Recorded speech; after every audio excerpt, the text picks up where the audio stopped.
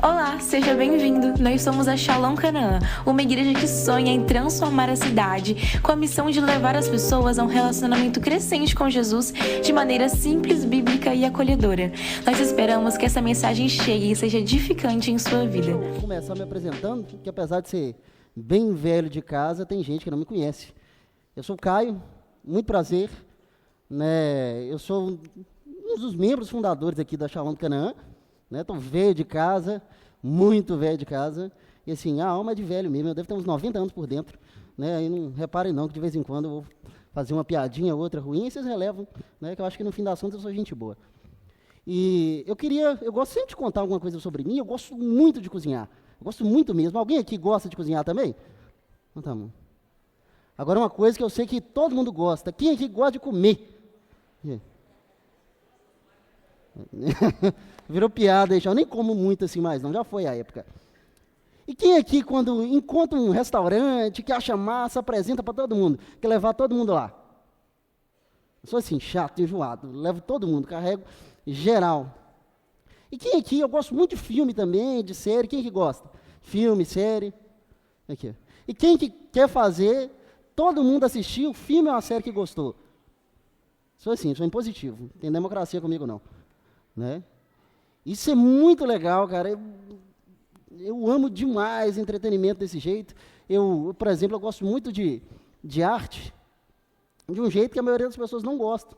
E eu tento impor para todo mundo e eu fico sendo como chato. Isso mesmo, né? Fazer o quê? Né? Agora, das coisas que eu disse que eu gosto, a coisa que eu mais amo no mundo é Jesus. Quem ama Jesus aqui? E quem aqui tem essa mesma astúcia e vontade de falar de Jesus como de falar das coisas que você gosta? Sei, vocês estão, né, afiadíssimos, e é disso que a gente vai conversar hoje, né, da série Eclesia, vou pegar aqui. O tema de hoje é que a gente é chamado para proclamar. Eu queria convidar os irmãos a abrirem em Mateus, no capítulo 28, a gente vai ler do 18, é isso mesmo? É. Do 18 ao 20.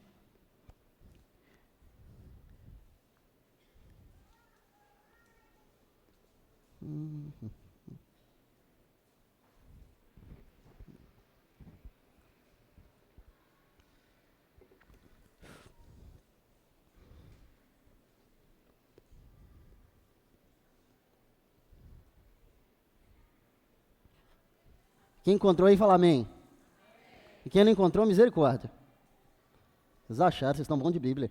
Já foram tempos piores. Então eu vou ler. Então Jesus aproximou-se deles e disse: Foi-me dada toda a autoridade nos céus e na terra. Portanto, vão e façam discípulos de todas as nações, batizando-os em nome do Pai, do Filho e do Espírito Santo, ensinando-os a obedecer tudo que eu ordenei a vocês. Eu estarei sempre com vocês até o fim dos tempos. Se quiser fechar os olhos, baixar a cabeça, voltar o pensamento ao Senhor. Fala, Deus Pai Todo-Poderoso, eu clamo pela ação do Teu Espírito Santo. Porque nós, Pai, não podemos fazer nada sem o Senhor. Pai, eu não posso fazer nada sem o Senhor. Eu não posso levar, Pai, os irmãos estão aqui, um entendimento sem Ti. Senhor Deus, eu te peço que nos capacita, nos enche com o Teu poder, que nos dê capacidade de entender o que o Senhor quer dizer a nós. E acima de tudo, Pai, fere o nosso coração com a palavra, pois sem isso nós não iremos para lugar algum. Em nome de Jesus, amém. O Evangelho de Mateus, ele está dentro de um escopo um pouquinho maior, que são os evangelhos sinóticos: Mateus, Marcos e Lucas.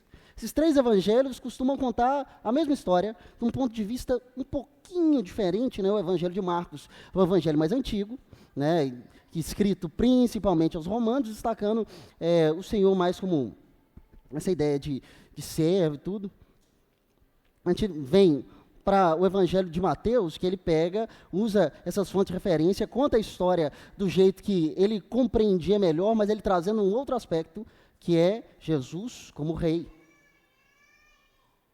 Isso é muito importante, principalmente do que a gente vai tratar aqui hoje, porque Jesus disse: Foi-me dada toda a autoridade nos céus e na terra. Não é alguma, não é muita, é toda. E é uma linguagem muito real. O Evangelho de Mateus, ele sempre tem essa mensagem real no sentido de rei, né? Jesus como rei o tempo todo, né? Ressaltando essa realeza do Senhor o tempo todo. E Mateus, ele tem esse cuidado de que o judeu entendesse que Jesus é o rei, desde o início, que ele começa contando a genealogia. Ele escreve de modo muito judaico, né? E os judeus, eles são bem curiosos, que é um povo, inclusive um dado que aqui me faltam fontes, eu estou dizendo, depois vocês me julgam, que os judeus são um dos povos que tem hoje a maior quantidade de pessoas autistas. E parece estranho, né? Mas quando você vai ver, eles são muito metódicos, e não é nada surpreendente pensar nisso, né? Então, você olha para Mateus, a estrutura do texto é muito cuidadosa, as divisões que ele vai fazendo, é sempre muito cuidadoso, esquemático, é simples de entender, apesar de às vezes ser difícil de compreender. Então, tem todo esse peso, essa carga diante de Mateus, e esse texto aqui acontece depois que Jesus já morreu, já ressuscitou, a gente viu o cumprimento das promessas, que ele tem esse cuidado de dizer que a lei foi cumprida em Jesus. E vai passando o tempo, e aquilo vai sendo cumprido. Jesus morre, ressuscita, e no fim ele chega e dá essa ordem para eles.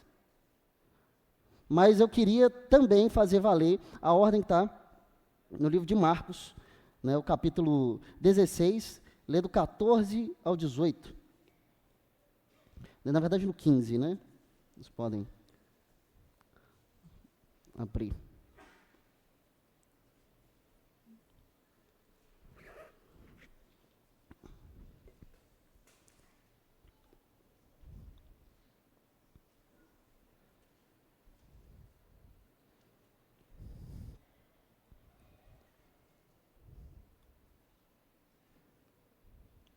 E o texto diz: vão pelo mundo todo e preguem o evangelho a todas as pessoas. Quem crer e for batizado será salvo, mas quem não crer será condenado. E esses sinais acompanharão os que creem. Em meu nome expulsarão demônios, falarão novas línguas, pegarão em serpentes, e se beber algum veneno mortal não lhes fará mal nenhum. Imporão as mãos sobre os doentes, e estes serão curados. E depois de ter falado, o Senhor foi levado aos céus e assentou-se à direita de Deus.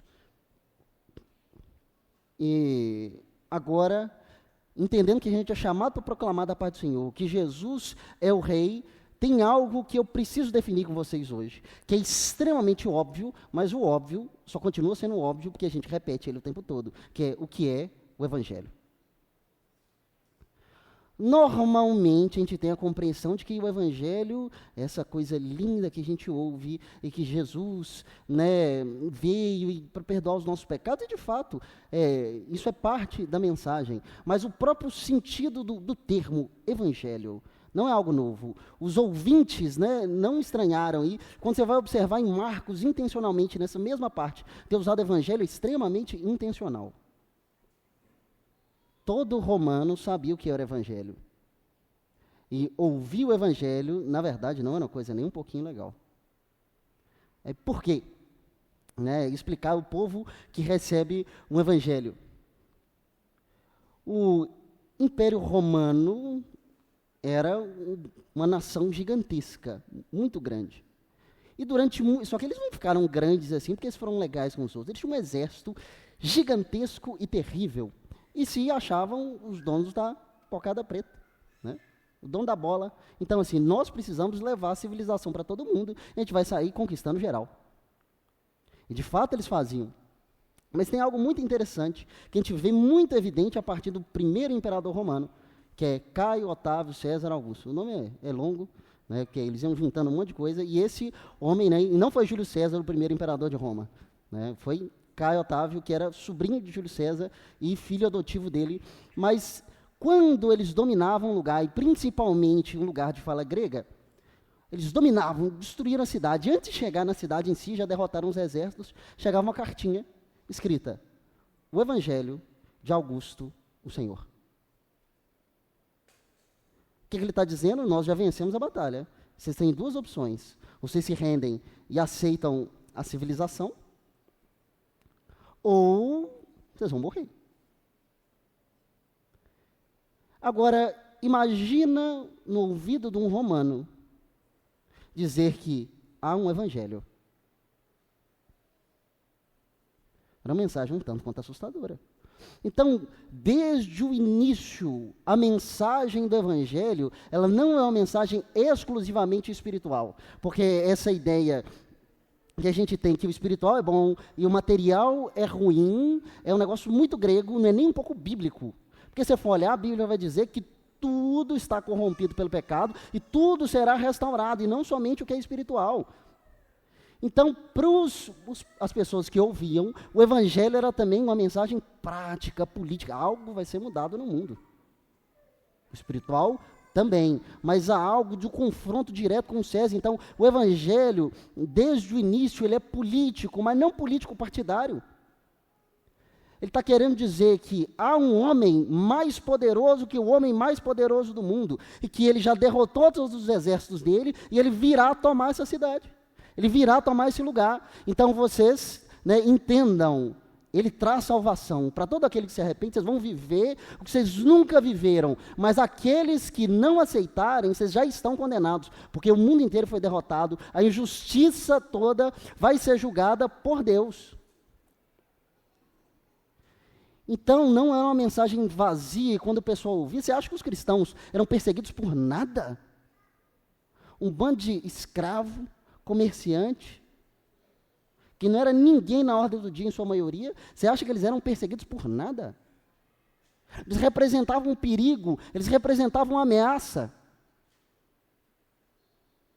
Por quê? Falam, o mundo não pode ser desse jeito, o mundo não é desse jeito, nós não somos simplesmente desse mundo, mas há algo que virá e se estabelecerá, e César pode até ter a nossa obediência formal, mas ele nunca terá os nossos corações. Agora eu te pergunto, quantos políticos têm o coração de vocês? Eles não vão trazer a transformação nenhuma, independente de quem seja. Ele pode ser honesto, ele pode ser bom, não estou falando que não seja, mas ele não trará a transformação. O que você espera, só Deus pode trazer. Tomem decisões sábias, escolham, é livre, graças a Deus, o Senhor nos deu essa liberdade, esse privilégio de nascer numa democracia, que a gente pode escolher os nossos líderes políticos, mas eles não são Jesus. Eles não vão resolver o problema do mundo, porque o problema do mundo já foi resolvido. O que nos falta é simplesmente a conclusão. O processo já foi lavrado, é a execução que a gente aguarda. Então, Jesus já derrotou todos os impérios. Então, quando as pessoas escutam, desde esse momento, é Jesus versus César. Porque para nós parece estranho pensar, como que algo falar de uma religião, o pessoal não aceita tão bem assim? Porque nós vivemos um período muito raro na história da humanidade, onde religião e política não é a mesma coisa. Até então, no mundo, até meados dos anos 1700 ali, talvez com algumas pequenas exceções, política e religião era a mesma coisa.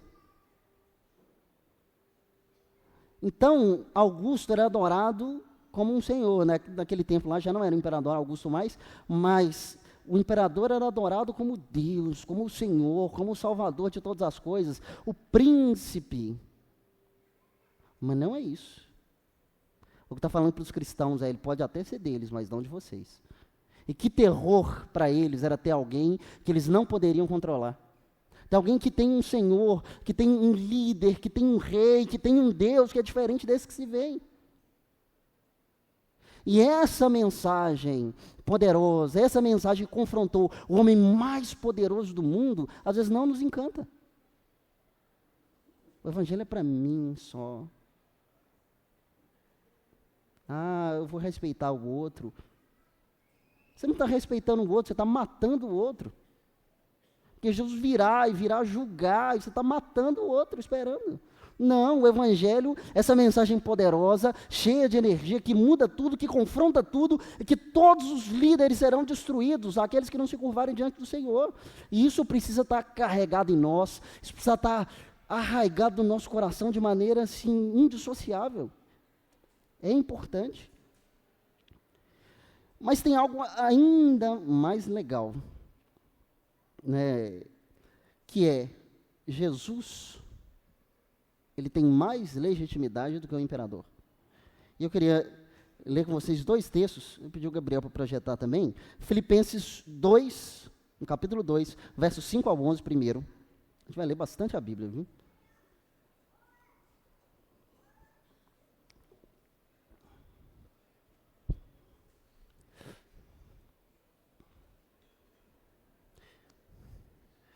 Então, eu já vou lendo, eu vou ler aqui mesmo.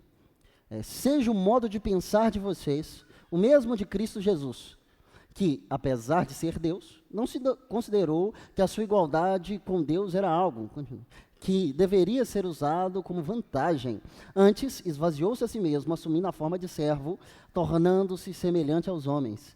E sendo encontrado em forma humana, humilhou-se e foi obediente até a morte de cruz. Por isso, Deus o exaltou à mais alta posição e lhe deu um nome que está acima de todo nome, para que ao nome de Jesus todo joelho se dobre nos céus e na terra e debaixo da terra. E toda língua confesse que Jesus Cristo é o Senhor, para a glória de Deus Pai. Você podia projetar para nós também Apocalipse, no capítulo 19, a partir do verso 11.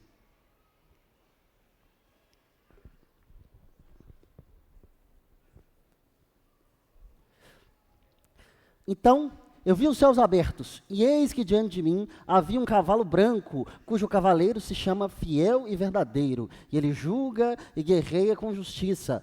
Os seus olhos são como chamas de fogo, e na sua cabeça há muitos diademas, e um nome escrito que só ele conhece, e ninguém mais. E está vestido como um manto tingido de sangue, e o seu nome é Palavra de Deus. Os exércitos dos céus o seguiam, vestidos de linho fino, e branco e puro, e montados em cavalos brancos. E da sua boca saiu uma espada afiada, com a qual ferirá as nações, e ele as governará com cetro de ferro. Ele pisa o lagar do vinho, do furor da ira, de Deus, o Todo-Poderoso.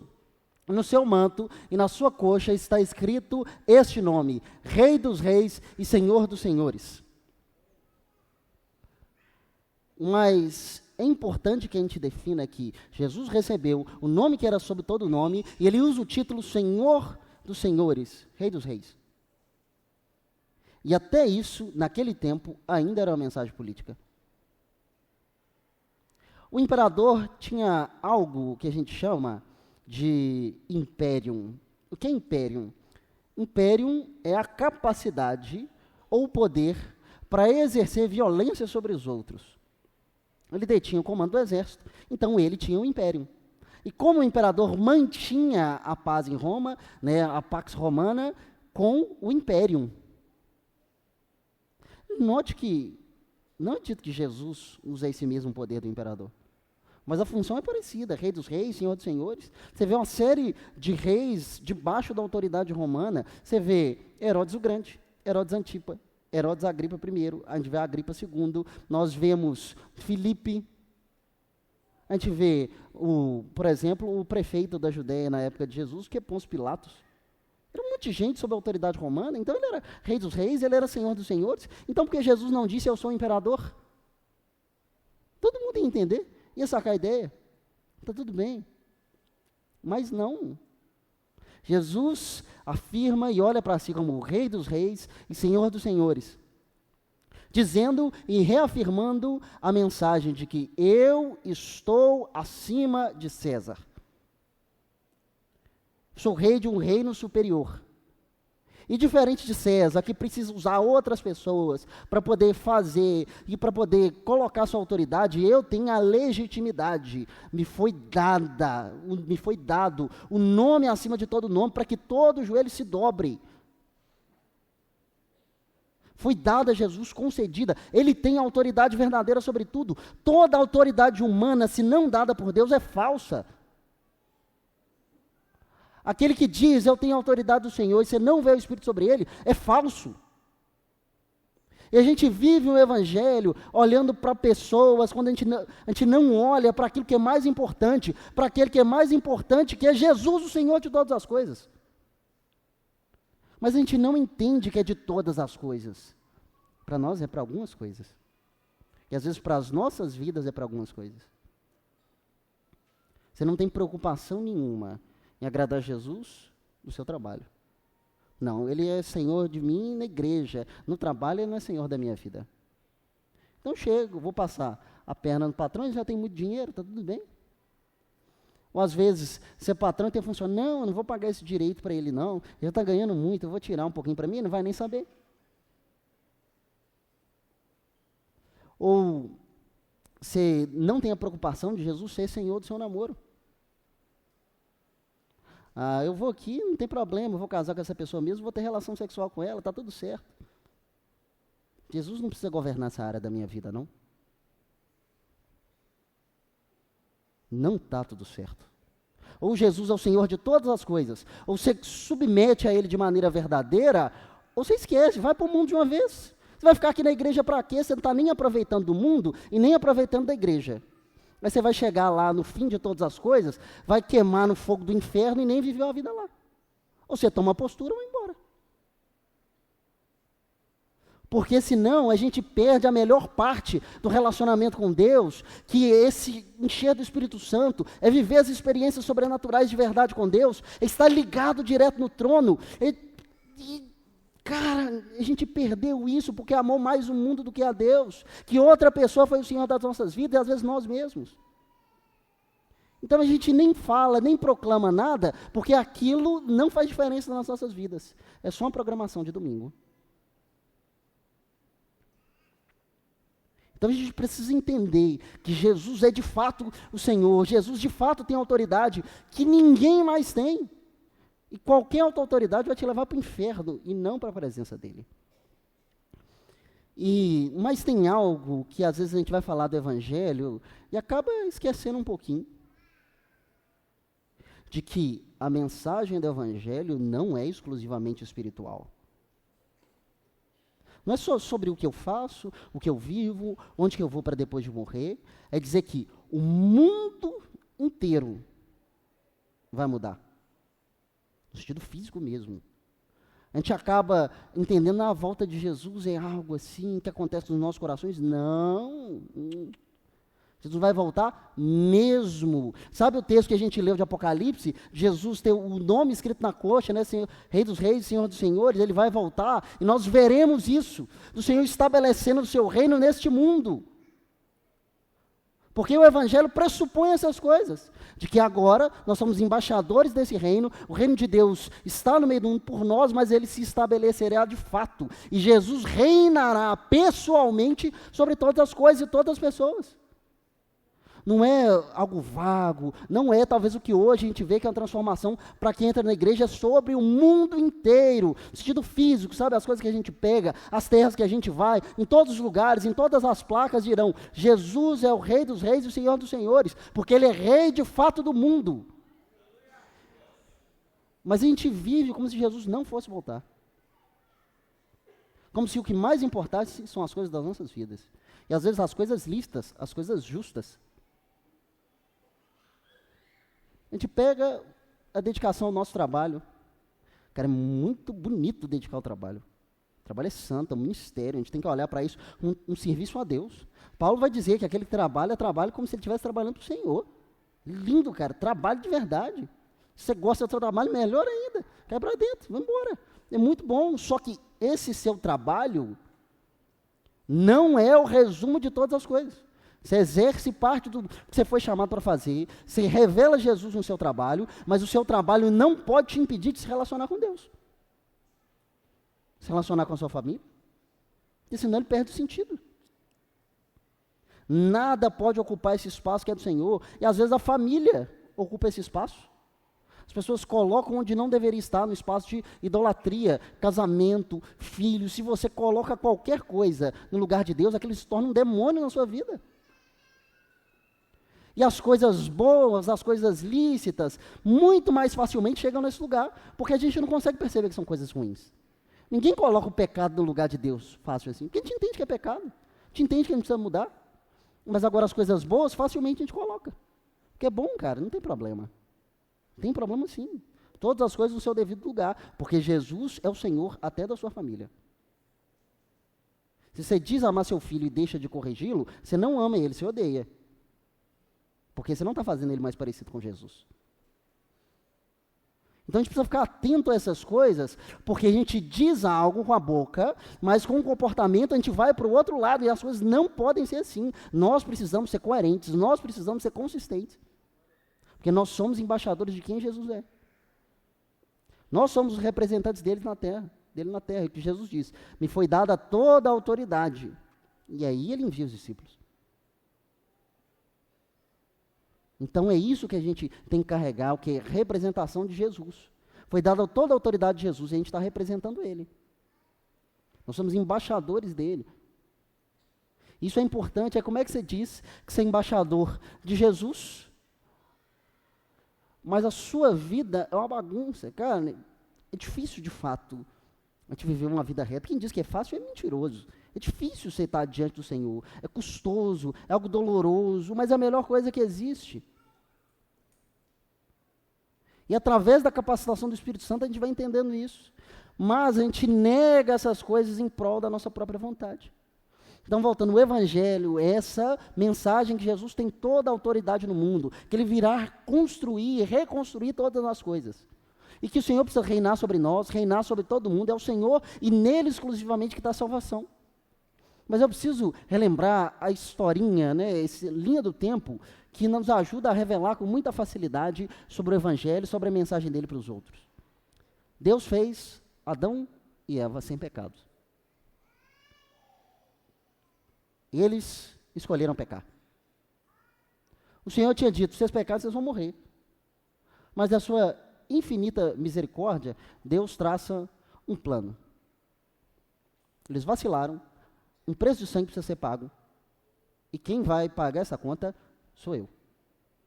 Você vê toda a história de Israel, de Deus manifestando a sua misericórdia, sendo ali naquele povo e as nações em volta. A gente vê, por exemplo, Jonas, que um homem da nação de Israel, que é enviado para a nação mais violenta do mundo para anunciar a destruição.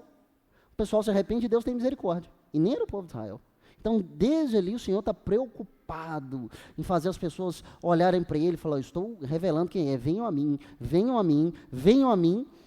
E, de fato, isso se conclui em Jesus. Jesus vem, padece pelos nossos pecados e diz que todo aquele que aceita Jesus como Senhor da sua vida é salvo. E um detalhe: Jesus não vai ser o Salvador se ele não for o Senhor da sua vida, não. Então, aí ele agora é Senhor da sua vida. E agora, o quê? Nós esperamos que ele volte, porque de fato ele vai reconstituir o mundo. E se vier, cara, independente de como você estiver, o Senhor vai te transformar. Cai para dentro, vamos embora. E é essa mensagem, às vezes a gente fica com um monte de firulas, mas é essa mensagem. É simples? Mentira. É muito complicada. Mas pela misericórdia de Deus, a gente entende isso com simplicidade. Então, nós precisamos entender, e essa é a mensagem que a gente precisa carregar na nossa boca. Mas aí fica a pergunta: por que nós temos que proclamar, então, o Evangelho? A gente até entendeu. Mas a gente precisa de motivos práticos, não precisa não? Por que eu vou proclamar? Por que eu vou falar com os outros? Não está tudo bem para eles? Ele não está vivendo a vida do jeito que quer? Eu vou deixar ele vivendo a vida dele, está tranquilo. Eu vou encher a consciência dele para quê? Só para ele se sentir mal? Ele não vai aceitar Jesus mesmo. Mas nós voltamos à ideia do que está lá em Mateus 28 e em Marcos 16, Jesus mandando a gente fazer discípulos, mandando a gente proclamar o Evangelho. Primeira questão: isso é uma ordem de Jesus. Então a gente precisa ouvir, a gente precisa escutar o que o Senhor está dizendo a nós. Nós precisamos cumprir, porque Jesus mandou. Diferente de todas as religiões, ou pelo menos a maioria delas, o cristianismo existe na propagação da ideia, na propagação de quem Jesus é, na propagação dessa mensagem. O cristianismo precisa. Não existe cristianismo sem evangelismo. Não existe fé para mim. Você criou uma outra religião e deu o nome de cristianismo, porque não é. A gente precisa entender isso, a gente tem essa necessidade de obedecer a Deus e de replicar essa obediência, de fazer discípulos. Discípulos de Jesus, e não nossos exatamente. E tem pessoas da nossa caminhada, e às vezes a gente tem percepções que não são necessárias, né, que pessoas precisam ser perfeitas. Não, cara, a gente vai do jeito que está mesmo, tentando obedecer, buscando ao Senhor, e vão ensinando as pessoas no meio desse processo. Talvez a pessoa que eu possa mais chamar de discípulo na minha vida é meu irmão. Que ele está ali comigo, e eu ensinando ele tudo que eu sei. Eu vacilo, ele conhece eles, cada um dos meus vacilos. E por isso a mensagem do Evangelho é ainda mais poderosa, porque ele escuta, apesar de saber que eu sou vacilão. Mas Jesus é maravilhoso. E nós precisamos entender que Jesus mandou. Irmãos, se você não está falando do Evangelho, você está sendo desobediente, você está em pecado. Jesus mandou a gente fazer, mandou a gente evangelizar, mandou a gente fazer discípulo. Não é uma sugestão. Se vocês puderem, vocês façam os discípulos. Não. Vocês vão fazer. Então a gente precisa. Tem gente que tem mais facilidade de falar, tem gente que tem menos. Está tudo bem. Jesus não mandou você pregar para todas as pessoas da terra. Na medida da sua capacidade mesmo. Você é tímido, introvertido, fala na sua introversão. Você não tem um único amigo, não vê uma única pessoa que não seja crente. Então, nós precisamos compreender essas coisas, nós precisamos ver e entender que nós temos essa missão de proclamar. Então, precisamos ir, porque o Senhor mandou. Agora, você tem facilidade para falar? Igual minha mãe. Minha mãe é aquela pessoa que conversa com todo mundo, sabe? Conversa tanto, acho que ela conversa até sozinha. Minha mãe entrou no ônibus, isso aqui eu vi. Eu estava no ônibus com ela, eu não conhecia ninguém. No final, faltou só fazer a festa. Pelo menos umas 30 pessoas chamando minha mãe pelo nome e despedindo dela. Então, ela é uma pessoa que tem extrema facilidade para isso. E eu vou me comparar com ela? Quando eu era adolescente, eu juntava todas as energias do mundo para dar bom dia ao motorista. Então, me esforçava muito. Eu falei, eu vou falar com o motorista. Às vezes eu perdi o time e eu ia pensando naquilo ali o resto da semana, porque eu não consegui dar bom dia no motorista. Está tudo bem, a timidez, ela acontece, faz parte de nós. Mas isso não nos impede de falar do Evangelho. Isso é extremamente natural e orgânico. Agora, por que mais a gente fala do Evangelho? João 3,16 diz que Deus amou o mundo de tal maneira que deu seu Filho unigênito para que todo aquele que nele crê não pereça, mas tenha a vida eterna. E em Tiago 4, verso 17, o Senhor diz que aquele que sabe ou pode fazer o bem e não faz, comete pecado. Vocês entenderam que o Evangelho é a melhor coisa do mundo, correto? Que a pessoa que ouvir e aceitar, ela vai receber a maior bênção que já existiu na face da terra, correto? Se a gente deixa de fazer, você está fazendo mal para ela. Você sabe fazer o bem, você poderia e não fez. Se Deus amou o mundo, e você acha que você não precisa amar? Ah não, fulano de tal é feio. Não, vou pregar para ele não. Fulano de tal está fumando a maconha ali, bah. Vou falar com ele, não, ele está doidão, não está nem ouvindo. Está tomando todas. O fulano de tal é briguento. O fulano traiu a esposa. O fulano tal roubou. E quem é você para decidir quem Deus vai salvar ou não? Ou eu não estou sabendo que Deus colocou como juiz sobre as pessoas? Quem é juiz é Deus quem sabe, é na relação com Deus que essas coisas acontecem. Não é nossa responsabilidade olhar e julgar, a nossa responsabilidade é anunciar. Nós precisamos ter esse amor pelas pessoas, mesmo as pessoas que não valem nada, porque no fim das contas a gente não vale também. Ah, eu sou bonzinho, eu faço isso aí para ajudar as pessoas. No fim das contas você quer só se sentir bem consigo mesmo, você não faz para o benefício de ninguém, você faz para o próprio benefício, para se achar bonitinho. Ninguém é bom, não há um único justo sequer. Se Deus teve misericórdia de mim, Ele pode ter misericórdia do outro. Por pior que ele seja, mas por pior mesmo. Sabe, aquele assassino em série que matou 20 pessoas, o Senhor pode resgatar ele. E é justamente, se não, eu volto para o exemplo de Jonas, a gente se torna como Jonas, porque Jonas, Deus chama e fala, vai para Nínive pregar. Nínive, Jonas muito provavelmente morava na região que posteriormente vai ser a Galileia. De Nínive, daquela região, é cerca de 900 quilômetros. Nínive vai para um porto, para ir para uma outra cidade, que seria mais ou menos uns 3.000 quilômetros de distância. Ele vai para um lugar que é 3 vezes mais longe. Para quê? Para não obedecer a Deus.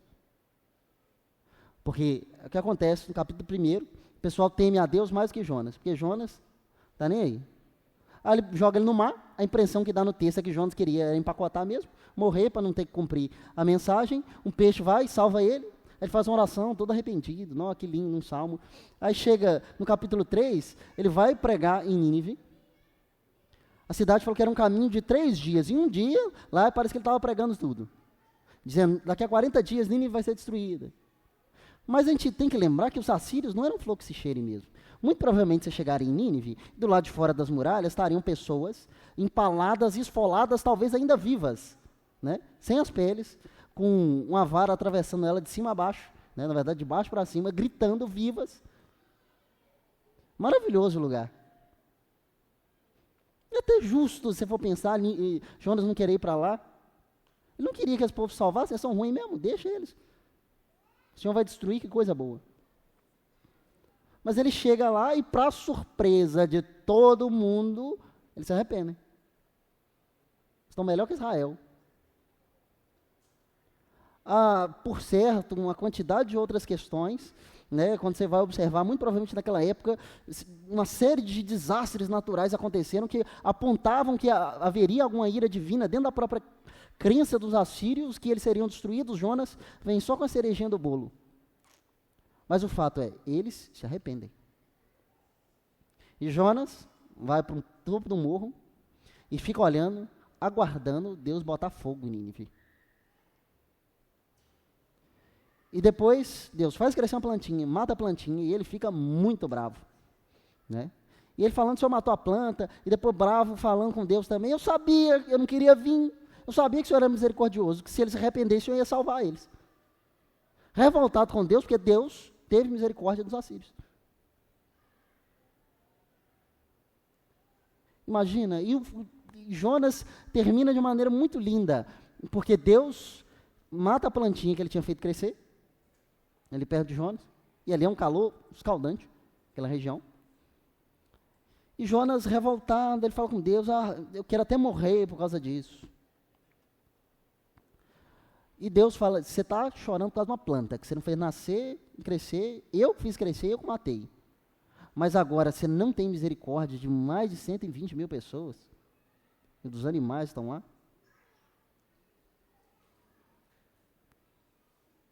Então, no fim das contas, às vezes a gente é muito parecido com Jonas. A gente quer pregar só para quem a gente acha, nossa, é lindo. Esse aí merece, esse aqui, não, ele precisa ser crente, só falta ser crente, ele é bom, bom demais. Mas o Senhor gosta dos vacaiados mesmo, o Senhor gosta daqueles que ninguém quer, é esse que o Senhor aceita. Jesus, ele andava com fariseu não, perdão, os fariseus eram os bonzinhos. Ele andava com publicano, ele andava com prostituta, ele andava com os pescadores que não valia nada. Se você for olhar, discípulos de Jesus, vai pensando em 6, vamos cortar só pela metade. Tiago, João, André, Pedro, Simão Zelote e Mateus. Só aí já dá uma salada muito doida. Mateus, um publicano. As pessoas odiavam os publicanos. Mas ele era um homem provavelmente muito culto e muito rico. Tiago, João, André e Pedro, pescador. Se eles fossem alfabetizados, seria muita coisa. Muito provavelmente não tinha muito dinheiro, uns homens chucro, difícil. E Simão Zelote. Os Zelotes eram um grupo que é quase como se a gente tivesse os terroristas hoje, que queriam tirar Roma na espada, na força, saia matando os outros, trabalhavam como ladrão, eles eram um maluco. Primeiro, o Zelote e o publicano na mesma sala, já tinha saído morte ali facinho.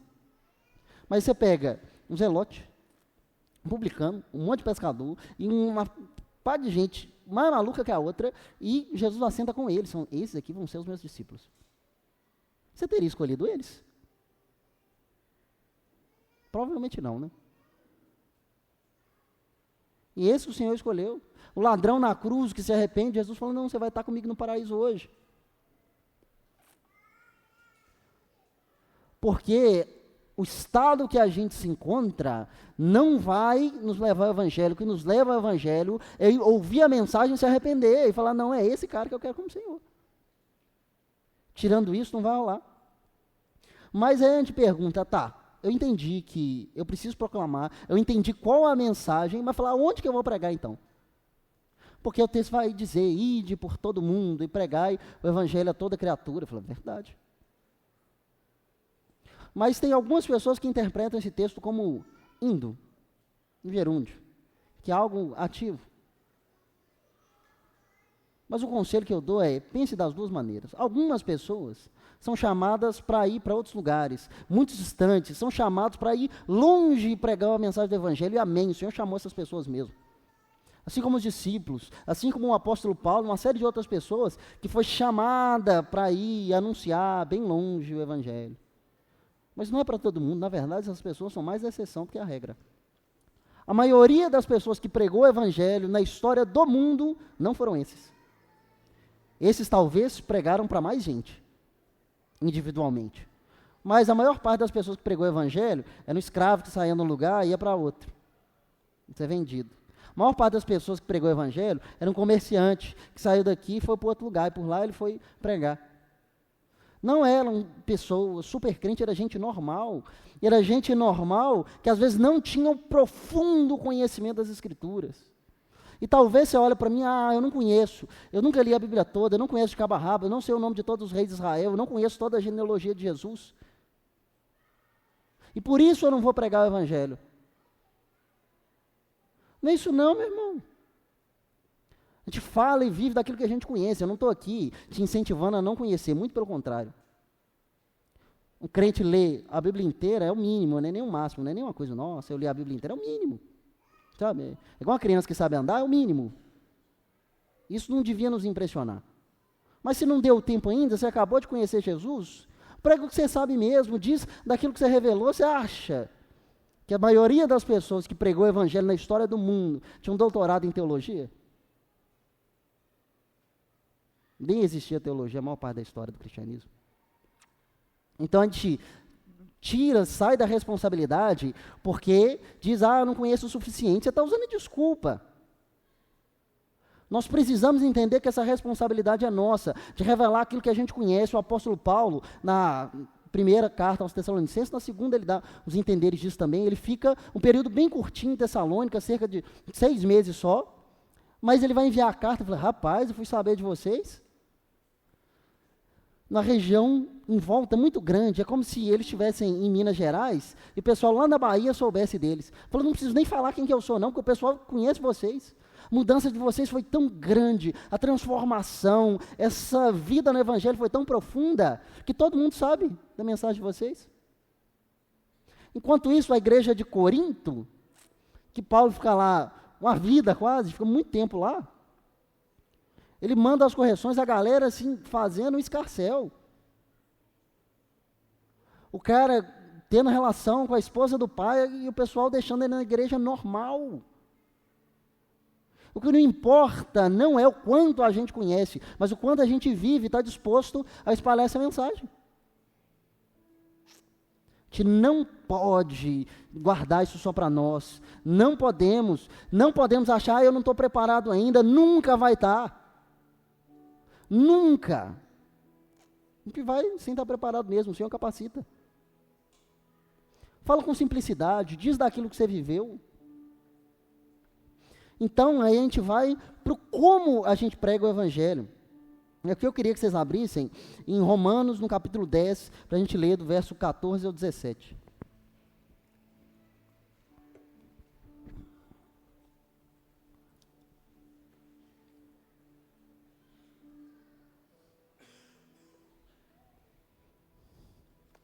Então eu vou ler. Como então invocarão aquele em quem não creram? E como crerão naquele que não ouviram? Como ouvirão se não houver quem pregue? E como pregarão se não forem enviados? Como está escrito, como são belos os pés daqueles que anunciam as boas novas. No entanto, nem todos se submeteram ao evangelho, pois Isaías diz, Senhor, quem creu na nossa mensagem? E, consequentemente, a fé vem pelo ouvir, e ouvir a palavra de Cristo. Até aí. Então a gente precisa dizer com a boca, sabe aquilo, prega o evangelho a todo tempo, e se necessário fale, então, é meia verdade só. Você precisa falar. Ninguém vai crer só vendo como é que você é bonitinho. Como é que eles vão saber? Eles vão adivinhar? Tem telepatia? As pessoas precisam ouvir o Evangelho, saber, entender o que é. A sua vida corrobora para isso. A sua vida é o testemunho, a sua vida é a prova de que aquilo é verdade. Mas a verdade em si precisa ser ouvida. Nós precisamos dizer, anunciar. Aí falar, a pessoa vai ficar ofendida. Que fica, o Evangelho é ofensivo mesmo, até para nós. Mas você vai deixar mesmo isso passar, vai deixar o tempo correr, vai deixar essa pessoa não conhecer o Evangelho, você vai acumular brasa sobre a sua cabeça, sangue nas suas mãos? Não pode ser, nós precisamos olhar para o Evangelho, nós precisamos anunciar. Mas também é uma verdade que a gente precisa viver.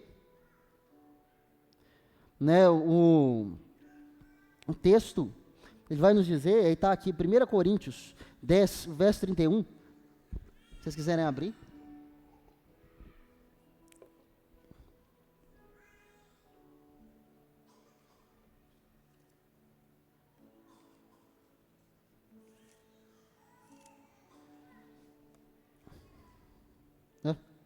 Calma aí, coloquei um verso que não existe.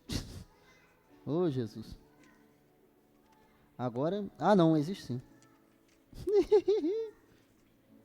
Acontece. Assim quer, vocês comam, quer bebam, quer façam qualquer outra coisa, façam para a glória de Deus. No meio de tudo que você está fazendo, deixa ali uma mensagem, uma sementinha do Evangelho. Para todo mundo que tem o Instagram, o versículo bíblico, falar não vale de nada, vale sim.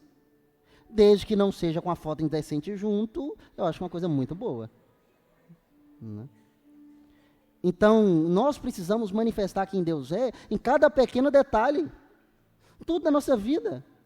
Tem os irmãos aqui que são artistas, você pinta um quadro que aquilo revele quem o Senhor é. Para quem é um artista, tem uma indicação de livro, chama Arte Mais Fé, Makoto Fujimura, ele é um dos melhores artistas do mundo.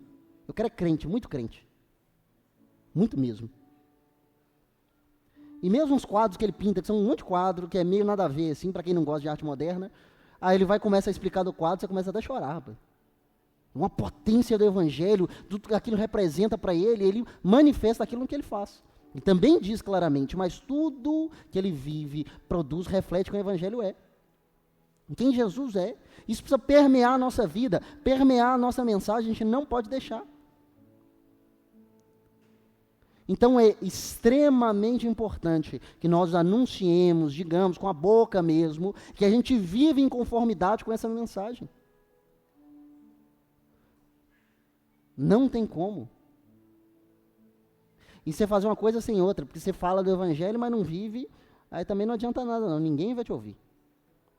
Vão falar, vou viver igual a galera do mundo, você vive igual a eles, o que adianta isso aí na sua vida? Nada. E agora eu pergunto, o que acontece então com a gente, ou quem nós somos, se a gente não proclama o Evangelho, se a gente não fala de quem Jesus é? Mateus 7, capítulo 7, versos 26 e 27, vai dizer que aquele que ouve as minhas palavras e não as pratica é como um homem insensato ou tolo que construía sua casa sobre a areia, que vindo a chuva forte, que vindo os ventos, vieram e derrubaram a sua casa. Então a gente acaba sendo o quê? Tolo. A gente acaba sendo o quê? Desobediente. Então a gente diz que ama o Senhor, mas tudo que a gente diz, a gente faz o contrário. Você acredita no amor de alguém que fala que te ama, mas te coloca um chifre? Você acredita? Não vai acreditar, porque ele fala uma coisa com a boca e vive outra. Então o Evangelho é da mesma maneira, a gente diz amar Jesus, diz que ele é a coisa mais importante das nossas vidas. Mas na hora de provar, a gente pula no mato. Sai fora. Então, quando nós não falamos de Jesus, quando nós não dizemos quem Ele é, a gente é tolo e desobediente. E nós não podemos fazer, mas tem um negócio muito mais sério. Eu queria convidar vocês a abrirem Apocalipse, no capítulo 21, verso 8. Se o louvor quiser subir já, estou terminando.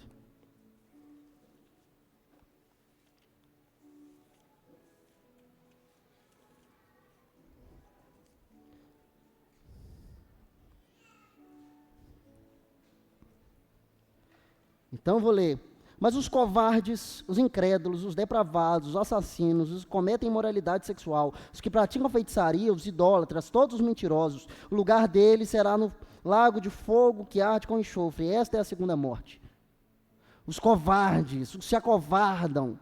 Isso é um termo muito específico, só aparece aqui na Bíblia e tem uma correlação com ele, que a gente vê na passagem em Mateus e no Evangelho de Marcos, quando Jesus está ali na tempestade. E ele vai falar que vocês são medrosos demais, vocês são covardes. Eu estava no barco e vocês ficaram com medo ainda. E aí pensa, o pessoal vai me perseguir, eles vão olhar contra mim. Irmão, se você morrer, você está recebendo glória de Deus. Filipenses 1:29, ele vai dizer, e vos foi concedido, não somente crer no Evangelho, mas também sofrer por causa dele. Então, sofrer pelo Evangelho, pelo nome de Jesus, não é algo ruim, é uma coisa boa. Deus te dá, e é uma bênção. Você perdeu o seu emprego por causa do Senhor, isso é uma bênção, não é uma maldição. Mas a gente tem ouvido o Evangelho que diz exatamente o contrário. Nós não podemos viver essa vida. O Senhor nos chamou para ser ousado e para poder dizer, Ele é o Rei do mundo e voltará. O Senhor nos chamou para pregar para todo mundo, porque as pessoas estão indo para o inferno, está indo todo mundo e o tempo está acabando, porque o Senhor está voltando. Mas a gente vive como se isso não fosse acontecer. E o tempo está chegando ao fim.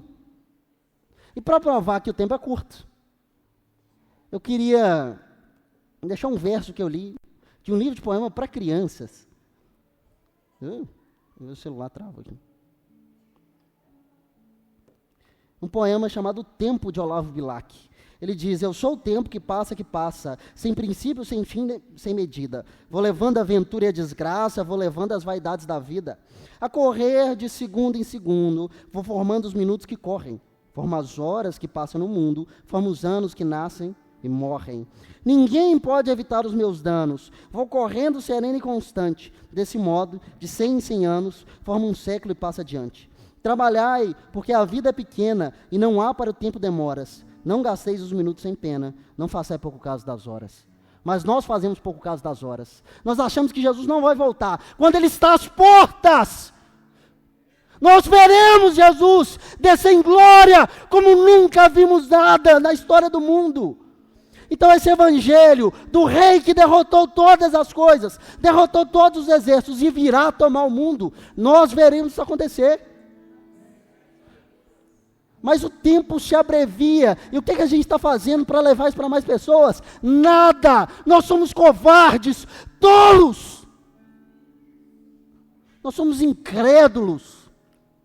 Te diz algo com a boca que a gente não tem coragem de fazer. Que o Senhor tenha misericórdia de nós, de verdade, porque eu sei que eu falho nisso também. Então eu queria convidar os irmãos a ficarem de pé, a fechar os olhos, fazer uma oração para encerrar.